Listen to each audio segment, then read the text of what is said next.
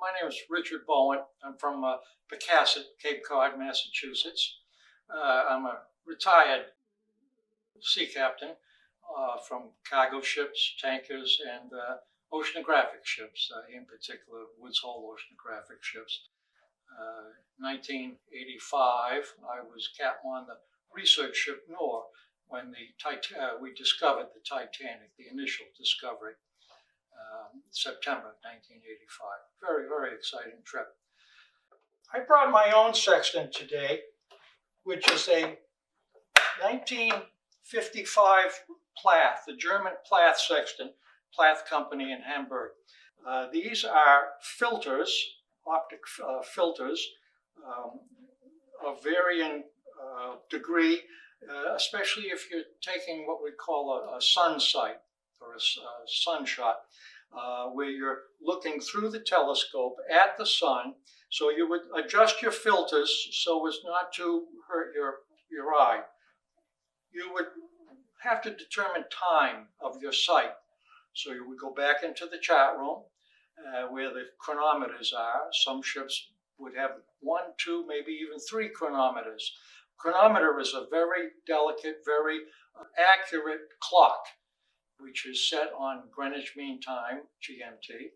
And you could use your stopwatch, either a handheld, or if you have a stopwatch built into your wristwatch, which back then many deck officers had those, especially the Omegas and Rolexes. And what you could do is start your stopwatch with the chronometer, note the time. Now your stopwatch is running. Go out onto the bridge wing. Look at our sun and bring it down to the horizon. Fine adjust it to get so that the lower limb, the lower edge of the sun, is right on the horizon. You want a clear horizon and a clear atmosphere. When you've got it almost there, you would rock the sextant back and forth like this, fine tune, get it right where you want it, click your stopwatch. Now this has measured the elapsed seconds since you left the chart room. Go back in, add. I always found it's easy to add time rather than subtract time. The other way to do it would be to take your sight, start your stopwatch, go in, note the time on the chronometer, and subtract your seconds, even minutes and seconds. You'll get a reading on your sextant. And with a Plath, I particularly like this one because you can eyeball interpolate your fractions of a minute. So right here I have 40 degrees, 38 point, I'm going to call it 0.2. 40 degrees, 38.2 is the elevation of the sun above the horizon. Now you would write that down. Going into your almanac, you would take out for the day of the calendar, you would take out the various corrections to your sight. There's corrections for your height above sea level. On a freighter, you might be 65, 70 feet above the sea level.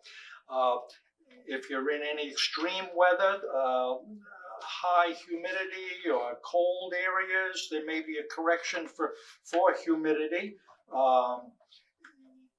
You have an index correction, which is the error of your sextant. It might not be exactly accurate. It might be a minute or so off. And you would end up with a corrected sight. And then you would go into your tables for your time and position and compute from these tables. I won't get into the nuts and bolts of this because this can be very tedious. For your correct latitude, my house is at latitude 41. And by using a straight edge, you would be able to take out your readings, your tabulations from the book. And with a little bit of arithmetic, nothing at all complicated, simple add, subtract, maybe a little multiply, determine what the elevation should be.